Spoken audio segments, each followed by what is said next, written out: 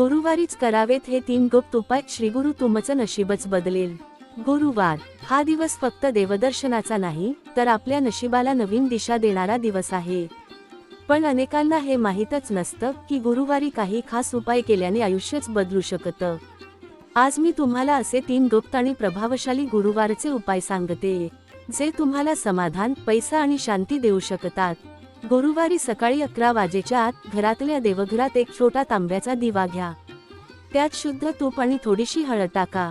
हे म्हणत ते दिवा लावा. गुरुदेव दत्त, माझं भाग्य उजळव, माझ्या घरात आनंद वसावो. हळदीचा हा दिवा तुमचं बंद नशीब उघडतो. दर गुरुवारी हा उपाय करा, तुम्ही स्वतः बदल जाणवाल. कधी कधी नशीब दारावर उभं राहतं, फक्त आपण दरवाजा उघडायला विसरतो. गुरुवारी सकाळी स्नान झाल्यावर पिवळ्या रंगाचे वस्त्र परिधान करा आणि स्वामी समर्थ, गुरुदत्त किंवा आपल्या श्रद्धेच्या गुरूंना पिवळं फूल वाहा.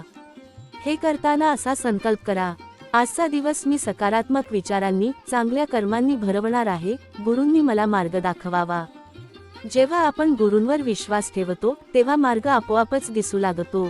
दुपारी किंवा संध्याकाळी शक्य असल्यास एखाद्या गरीब व्यक्तीला पिवळ्या वस्तूंचं अन्नदान करा. उदाहरणार्थ केळी, साखर, बेसन लाडू, पिवळा भात.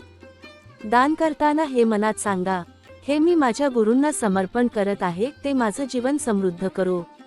दान हे फक्त देणं नसतं, ते आपल्या जीवनात भरून घेण्याचा खरा मार्ग असतो. हे तिन्ही उपाय खूपच साधे आहेत, पण त्यामागे गुरूंची आशीर्वादाची शक्ती दडलेली आहे.